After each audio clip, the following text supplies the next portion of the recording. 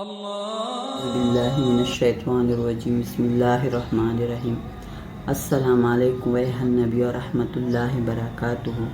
آج میں آپ لوگوں کی ایک اور دعا بتاؤں گی جو آپ لوگوں کی زندگی کے مسائل انشاءاللہ تعالی حل کریں گی۔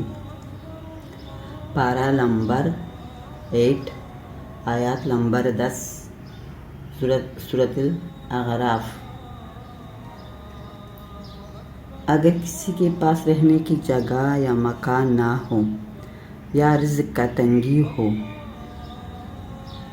ہو یا مسافر ہو، اس کے پاس رہنے کی جگہ نہ ہو، اس آیات کو 151 مرتبہ روزانہ پڑھے انشاءاللہ تعالی جب تک کامیابی نہ ہو۔ اب آج میں آپ لوگوں کو دعا بتاؤں گی۔ وَلَقَدْ مَكَّنَّاكُمْ فِي الْأَرْضِ وَجَعَلْنَا لَكُمْ فِيهَا مَعَاشًا قَلِيلًا مَا تَشْكُرُونَ۔ اور بے شک ہم نے تمہیں زمین میں استحکام دیا اور تمہارے لیے اس میں زندگی کے اسباب بنائی، بہت کم ہی شکر کرتے ہو۔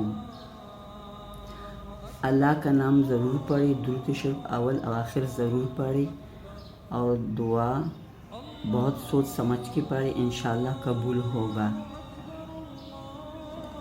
ہمارا چینل سبسکرائب کرے اور لائک کرے۔